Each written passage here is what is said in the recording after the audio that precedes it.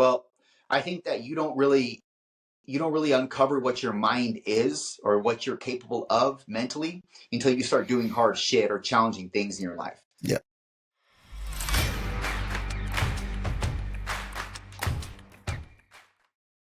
And welcome back to the Money, the Mindset, and the Mentoring podcast.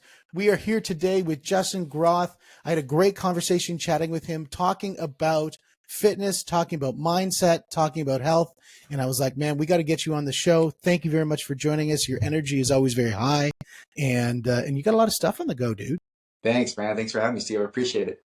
Yeah, no, glad to have you here. So talk a little bit about the beginning of your journey getting into this space and why you're here, why this is so important for you. So I really kind of fell into it when I was in high school. I really kind of was wayward and like most kids, most teenagers, trying to find your identity, man. Like what you can, who you're going to become, what you're going to be. And it was no different with me. And I fell into fitness because I had body issues. And, I want to give some context to the audience. I was by no means super skinny or super fat. I was right in the middle. But I've always been a hard critic over myself, and I've always been critiqueful over my body, critiqueful really over everything in life, and at least in terms of what I'm doing in life. And so my body, I started to realize I wanted to just look different. I think that's really what it boiled down to. I wanted to look different, and I wanted to tighten up in areas, but I didn't know how to do so. So I really just did it the wrong way, and I dieted very severely, meaning I ate like one meal a day, and that was comprised like a turkey sandwich and a Diet Coke, and an apple or something. And I did a lot of cardio. I skateboarded, I ran, I walked, I did all that sort of thing, and I got okay in decent shape. But then I got to the point where I was looking really frail and skinny, and I got to the point where I was clinically anorexic. And so that probably came because I have an addictive personality as well. So I ended up seeking out help. This is when I was early on in my life, when I was like 18, 19. I told my family, look, man, I'm not going to reverse this. I can tell where this is going. It's going to be really hard for me to reverse this. I need to have professional counsel take care of me, show me I just want somebody that knows what they're talking about to tell me what to do and get me out of this rut. So I ended up seeing a nutritionist. I ended up seeing back then, coaches weren't really a thing, like weight loss coaches, mindset coaches, fitness coaches. They weren't really a thing. This is back in like the early 2000s. So social media wasn't a thing for sure, really, except for, MySpace and I don't know, if Facebook existed back then. You're dating yourself, man. You got to be careful. Yeah. So I ended up getting a nutritionist and then seeing a personal trainer 3 times a week. And so that was really the impetus behind me getting into fitness. And then I started getting on the supplementation, like everything under the sun in terms of what you could buy at your NutriShop, protein, branched chains, pre-workout, creatine, et cetera, right? And then the addiction went in the opposite direction. Now I'm starting to really admire the results that I'm getting, and I want to get more and more. And then that led me to be in the gym 5 times a week instead of 3 times a week without a personal trainer. I was doing this on my own. And it really showed me what I was capable of on my own, because before then, like most kids, we play in teams. We play sports. We do things in a team effort. And this is all individualized. And this is an individual effort. Nobody's pushing you to go. I didn't really operate on a buddy system, although I had people that worked out with me often here and there. But I learned quickly you can't rely on people. And so this really boils down to you becoming better for you, etc. And that's what ended up leading me into the understanding of I can do things on my own that I didn't think I could do prior. And it just was a really insightful, what would you call it? Insightful understanding. And then I ended up getting enough muscle and catching the eye of one of the guys in the gym that had done bodybuilding shows before. And he planted this seed in me. He said, look, man, I really think you should try a bodybuilding show. And so because he had done so many and because he looked good himself, I mean, obviously that hit me like a ton of bricks. I'm like, oh, really? I still remember the exact place where we were in the gym when he told me. I remember what I was wearing. I remember how I felt, everything. It was very, very impactful.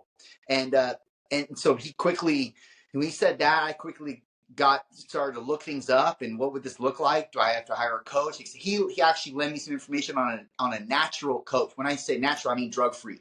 He's a drug free Yeah. bodybuilder himself, and that's the avenue I wanted to take. I'm a drug free athlete. I've been a drug free athlete. It's the only thing I know, and it's what I love the most about my bodybuilding pursuit, because not many bodybuilders can say that, at least nowadays. So for sure. ended up, Most athletes in any sport have that as a challenge as well. Yeah. I mean, And you look at the UFC, you look at Brazilian Jiu-Jitsu, you look at any of the sports that are out there, that is definitely a problem. Absolutely. And I take pride in that. I take a lot of pride in that. And that's something that was my obviously moral decision. And, but it's never failed me thus far. And I'm very happy that I stuck to my guns that way. And I never ended up going down that path. Well, anyways, ended up bodybuilding, doing a litany of shows. And it was all in an untested organization because I just didn't want to travel. All the federations that were doing sanctioned shows that were natural were all Midwest. And I'm from California. I'm not gonna travel Midwest to do a bodybuilding show, especially one that I'm not winning money in or nothing like that, you know. So I stayed local, but you know the what would I say, the bad thing about that was because you're going to compete against guys that are enhanced, and I just said screw it, I'm going to do it anyways, just to see what I'm up against, see how well I can do against people that are not necessarily natural or probably not natural. So, and I was blessed to do really well, man. I was blessed to do really, really well, and I'm very grateful for that time in my life, that season of my life. It ended up leading in me being a personal trainer, which led to me opening a personal training business, a brick and mortar, and really the rest is history from there, man. Now, when you're sitting there, or standing there rather, on stage or after stage or whatever it is the bodybuilding competition, and the person there who knows they're using an enhancement is beside somebody who is, you know, telling them they're not, is there some sort of conversation that happens in that kind of a dialogue? Like, what does that look like? No, nothing. No, for one, nobody really knows for sure. I mean, I've met guys that are questionable, and I would consider myself questionable too. If I was to see myself in the gym training, I would look at me like that guy's on at least something, like he's on some maybe TRT, he's on maybe some Anavar or something like that. And you don't really know at the end of the day, because you don't really understand someone's genetics, their genetic lineage, how blessed they were from you know, infancy, so to speak. You know, you don't know what these things look. So the conversation is probably not had because it's sort of taboo, even for guys that are doing it. It's like guys don't really talk about. At least that's been my experience. Even though I know somebody's fully geared out, the last thing he talks about is drugs. The first thing he talks about is himself and how he's done this and how this has happened and how much he can bench press and deadlift and squat. But nobody's willing to place the white elephant in the open and say, yeah, but also my bench went up 150 pounds after I started using Anadrol and testosterone, 500 milligrams a week, etc. Nobody's willing to have that. Not nobody. Most people aren't willing to have that conversation, man. So it's not really talked about, but I'm sure there have been conversations about it. It's just nothing that I've been aware of or been a part of. Yeah, I don't think we see that in the fighting arena as well. Nobody really talks about it, at least in the circles that I'm in. When you see somebody who is, because it happens all the time, especially I'm 48. So a lot of people, once they get into the over 40 competitions, there's a lot of TRT in the over 40 competition, and I don't take anything. And so, so the idea is, you're always going to compete against something like that. It's just, you know, it's out there, you know, it's going to be there. Some people tell you to do it with pride, and other people, because TRT, it's almost, they feel like because it's got a cool name on it, it's not, but you know, it's one of those things where, it's definitely an enhancement for sure. It is. And I know there are people who do have, you know, problems with their testosterone, and it is running low. And it does typically run low as you get older. And so, I mean, I guess if I'm personally enhanced by my own DNA, that I don't have that as an issue, you know, then that's not a problem. But, you know, maybe it might be six years from now. I mean, who knows? It's always, I guess that's one of those hard conversations to have. Yeah, but a lot of people can play themselves and coerce themselves into thinking that they have an issue when they don't. You know, what you see on a piece of paper that says your testosterone, your free testosterone levels, etc., that is all very, very open to interpretation. I mean, a lot of things are there's a lot of variables at play when you test your blood. I mean, when you test it, if you got food in your system, all these things can directly affect the amount of testosterone that's actually representative in your bloodstream.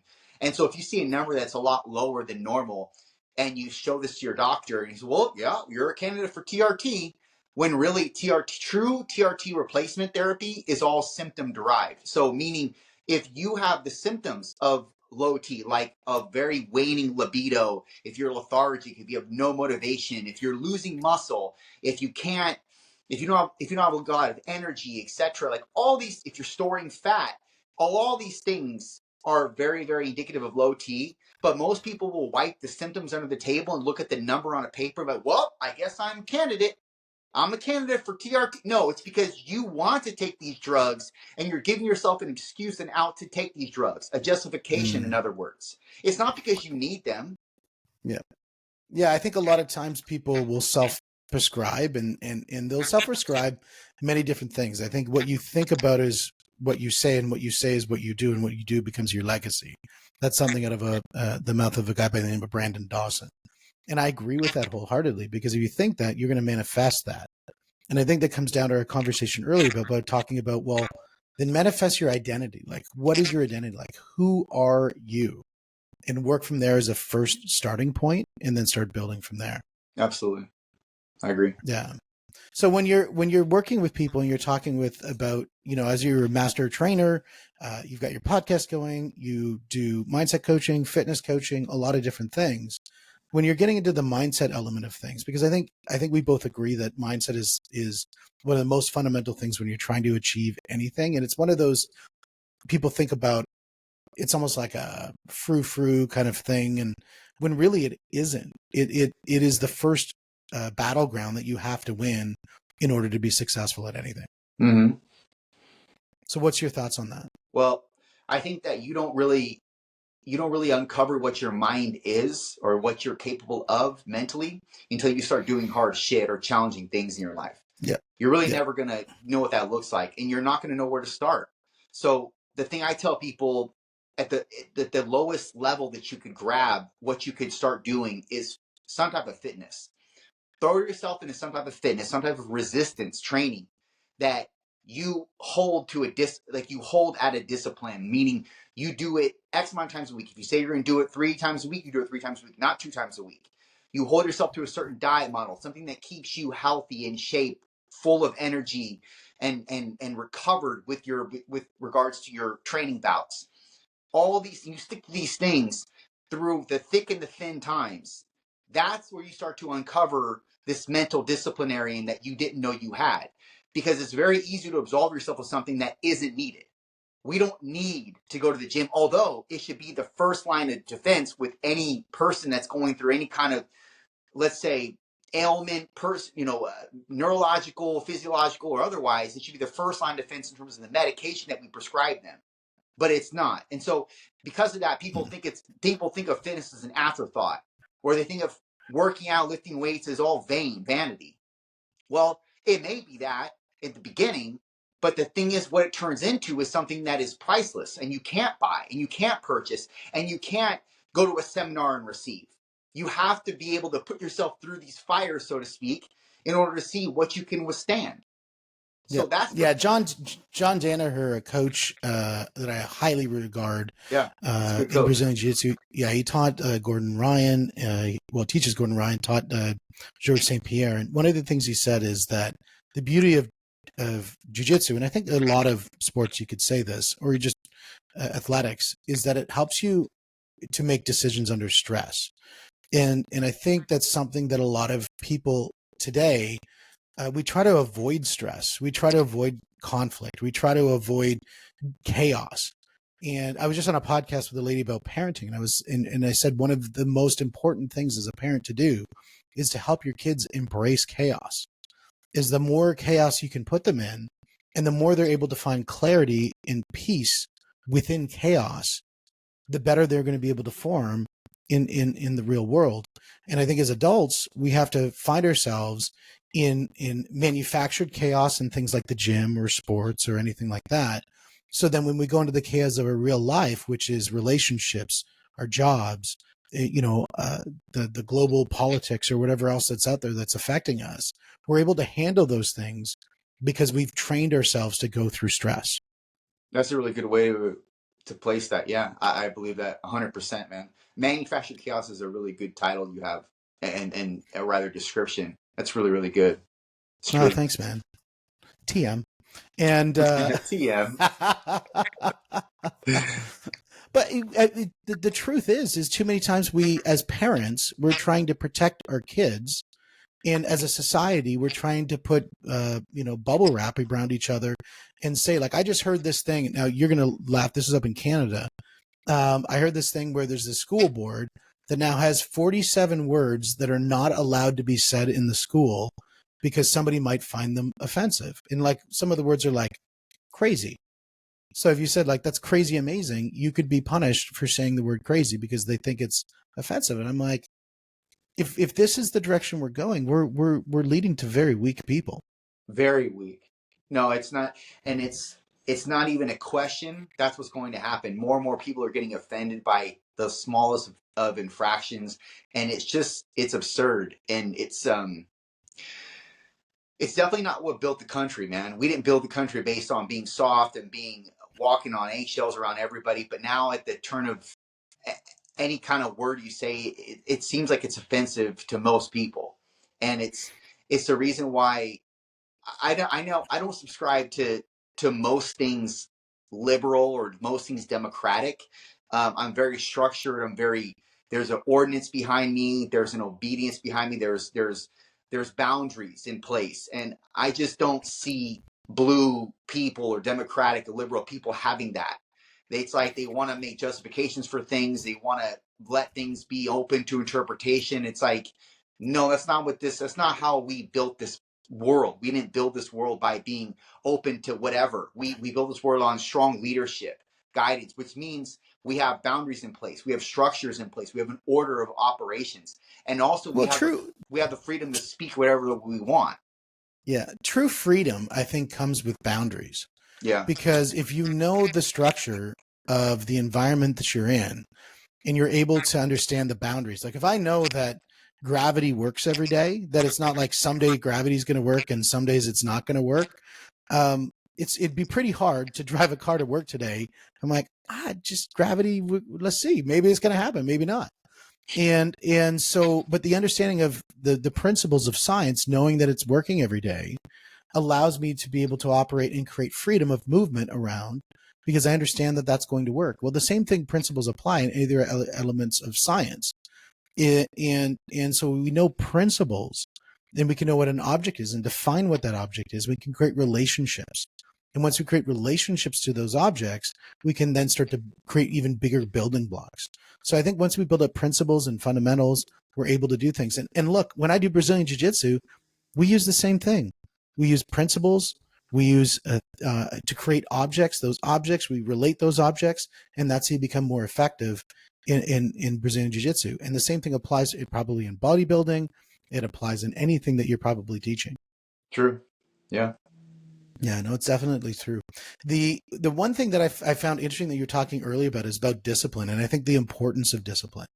And this is something that I think is a theme that I think really needs to be pushed, from C to signing C, and is the idea of discipline. Because I think a lot of people play in the motivation space, and they avoid the discipline space because it just seems pretty boring, where motivation seems, really exciting.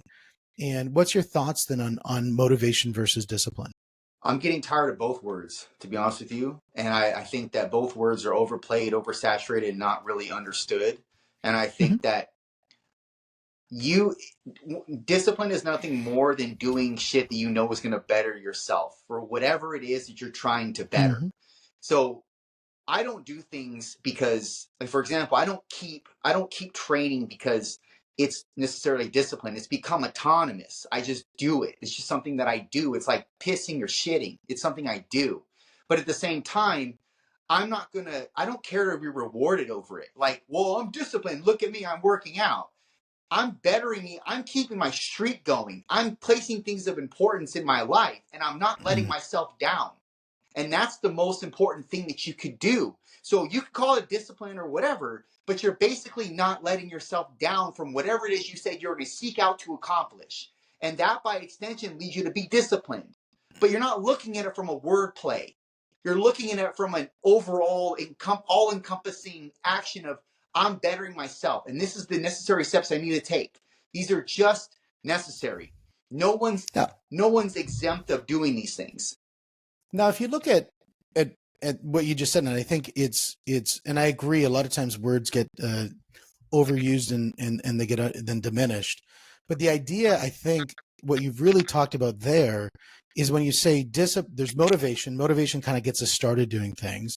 Discipline kind of creates the repetitive nature of doing things. And I believe willpower underpins all of that, because if we don't have that, we won't continue.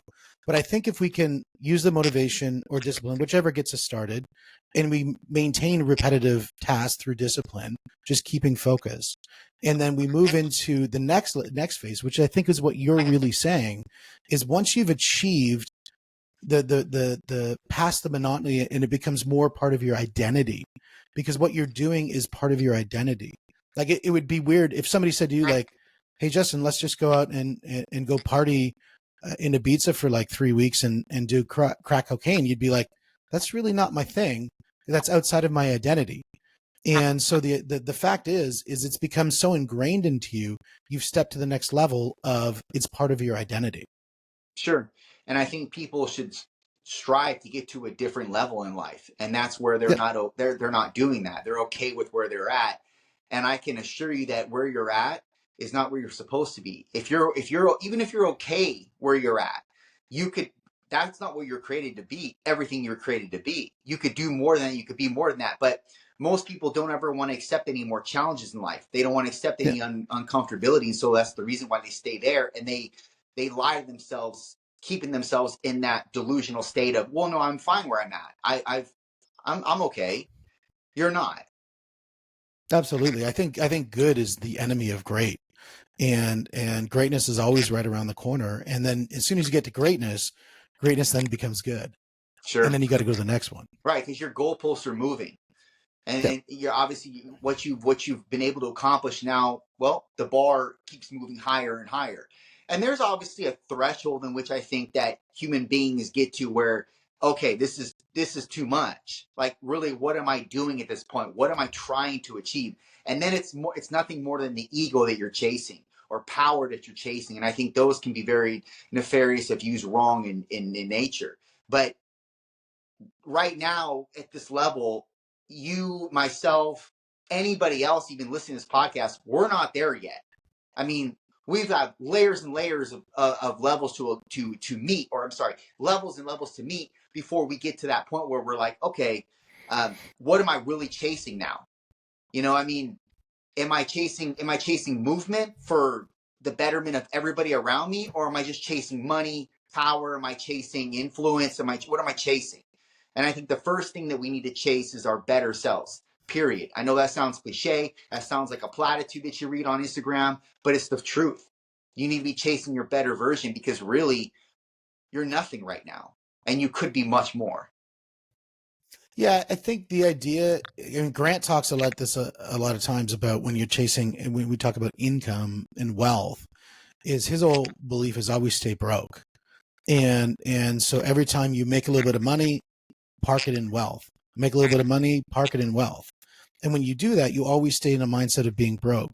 And so you're always saying that, like, right now, I'm starting from nothing. I mean, if we go back to the crackhead analogy, and I know this probably sounds inhumane to talk about it this way, but somebody who has a drug addiction, every morning they wake up, they have nothing.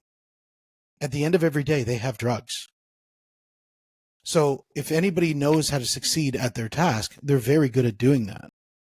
Now, imagine if they could pivot and use that towards something that would benefit their lives. True.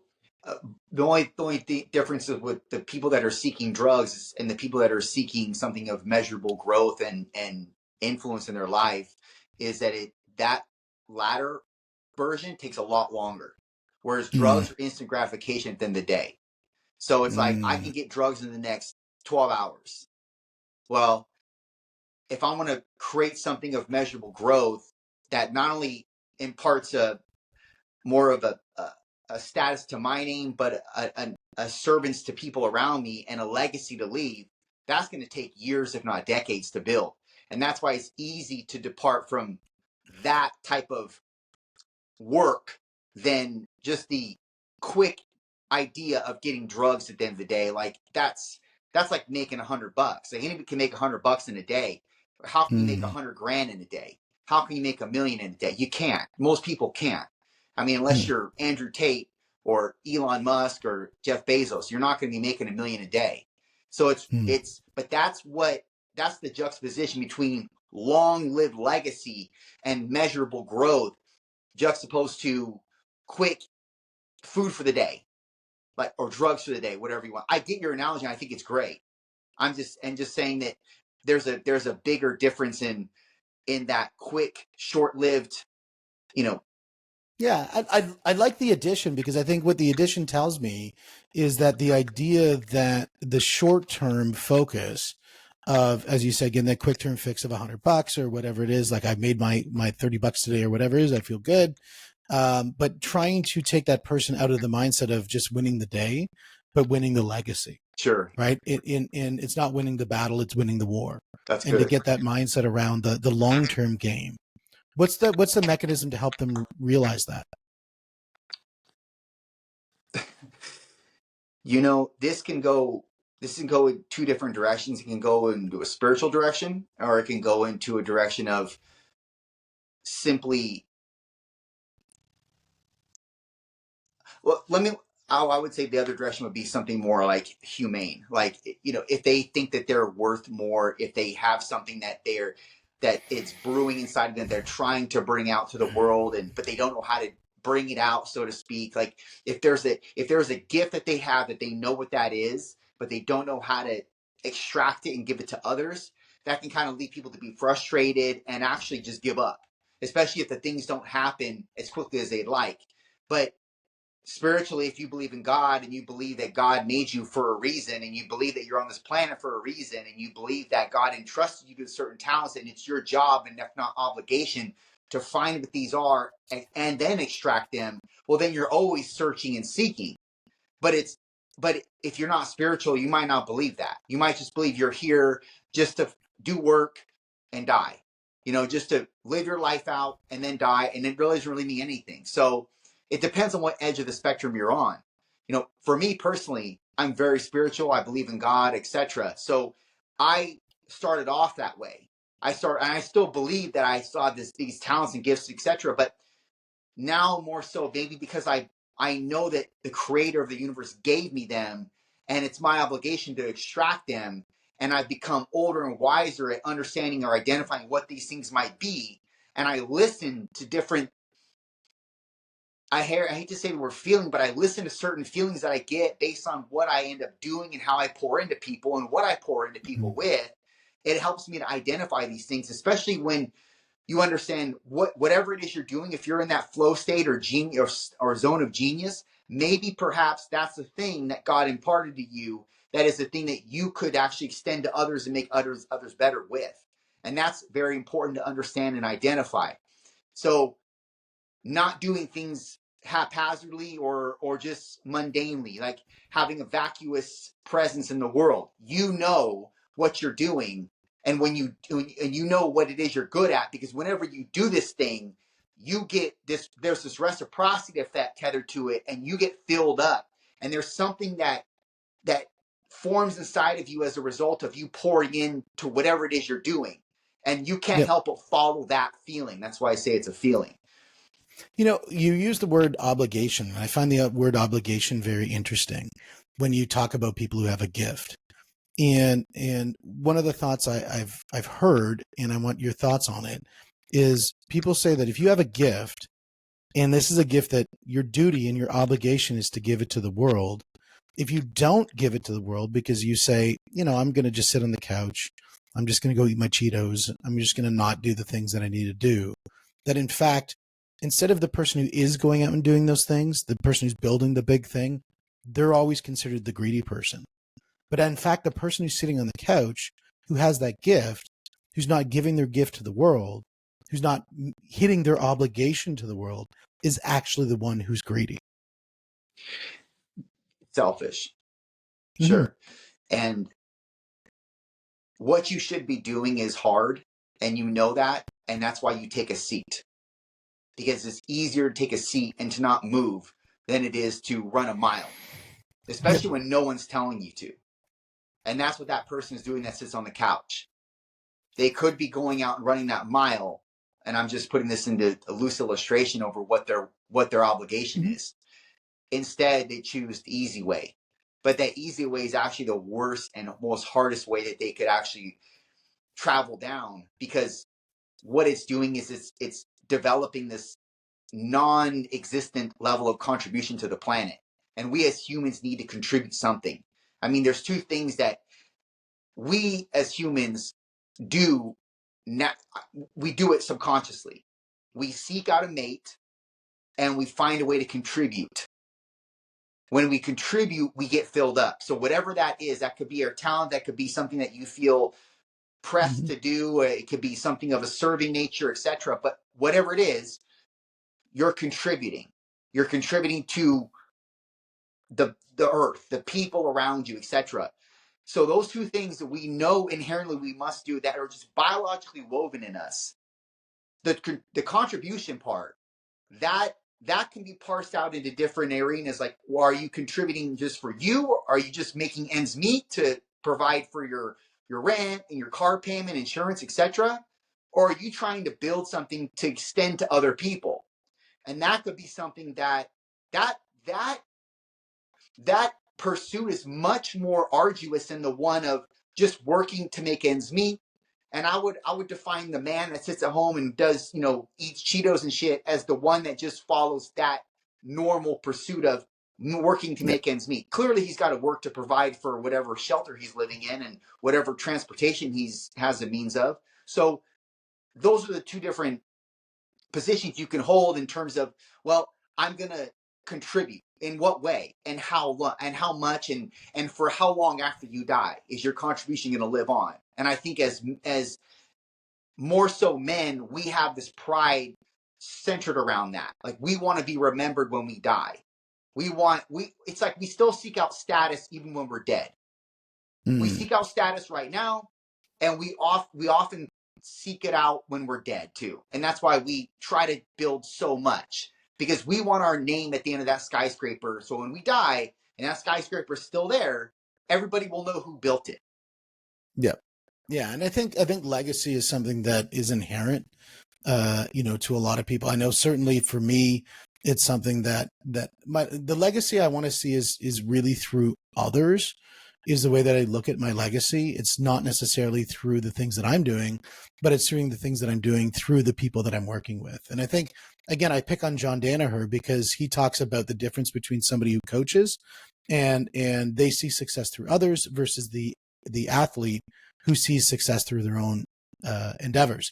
And so, to me, I really took that to heart, and I'm like, yeah, that really speaks to me, because I find so much when I can help somebody hit their goals, that is just so much bigger than if I'm hitting my own. It just feels, as you talk about feelings, it just feels right.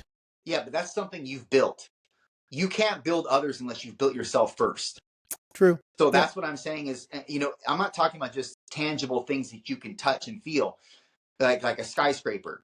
I'm talking about that's an illustration I use loosely, but you have to build yourself if you're going to have any hopes of building anybody else. So you've had to go through the challenges and the arduous nature in general to build yourself, so that you can then give that man to other people. Yep. Yeah, no, I think if you have not worked on yourself enough and you're trying to go out and help people do things that you've not done, it's very difficult. Like, I can't tell somebody how to run $1 billion company. I can help somebody run $1 million company. I can help people with very specific things in, $100 million companies. but I can't tell them how to run $100 million company. Mm-hmm. I can tell somebody how to do fairly well at jiu-jitsu, but I mean, I could never coach somebody on an MMA fight because I've never been in one before. Sure. Now, the only person who's ever been really successful at teaching somebody something they've never done before, again, I pick on John Danaher because he's never won a competition. That's really notable. He's never been in an MMA fight. And hasn't he taught the greats in that space? He's the conundrum. Yeah, I wonder if he has any regrets over that. I mean, he had a lot of physical ailments that stopped him from being hyper competitive. And I hear a lot of coaches talk about this is the people who I actually did a podcast with a guy who was a UFC fighter. And he said there's a lot of people where their body gives up way before they do. And then they become amazing coaches because they project what they can do through the people that they're coaching. Sure. Because their body just wasn't able to do the things. I mean, in a world of altered carbon where we could put ourselves into different bodies, he would have been the best in the world. Sure. I wonder if year after year. Because he gets these fighters ready to compete. And I wonder if when he gets them ready, he's done it so many times, how he just thinks to himself, man, I wish I would want to try that. I want to do that. I wonder if he's ever had regrets over that because he's been a part of the process so many times at such a high level. Yeah, it's been repeatable for him. It's not just a one and done. I mean, he's produced so many amazing athletes and then taken amazing athletes and made them even better with Nicholas Mergali. And so I think that's something that I find extremely interesting. And I love watching coaching in sports and then taking the mentality and applying it to the business world. Mm-hmm. And that's why I find people like him extremely interesting. Mm-hmm. Yeah. Yeah. My hopes are is to have him on the podcast one day. One day, man. You'll get him. One day. Yeah. Well, Justin, it has been an absolute pleasure chatting with you. I think we have so many similar beliefs in what it takes to really be successful. And I want people to be able to reach out to you.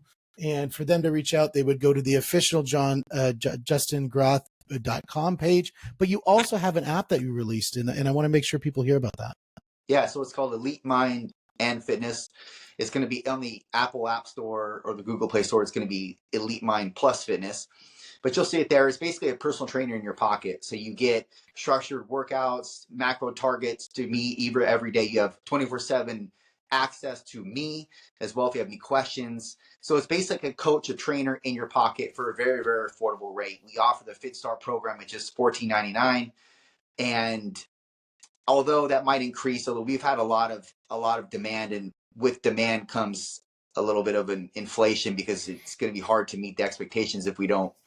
Well, you're hyper giving on the offer, so yeah, absolutely. So that might increase to a $19.99 sum, but still very, very affordable for people. This is again on just a recurring monthly payment.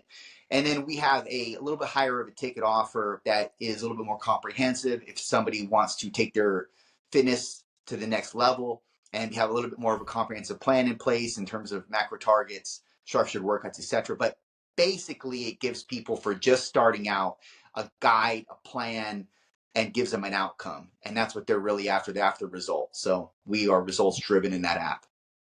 We are the same on that, results driven. It's my favorite word.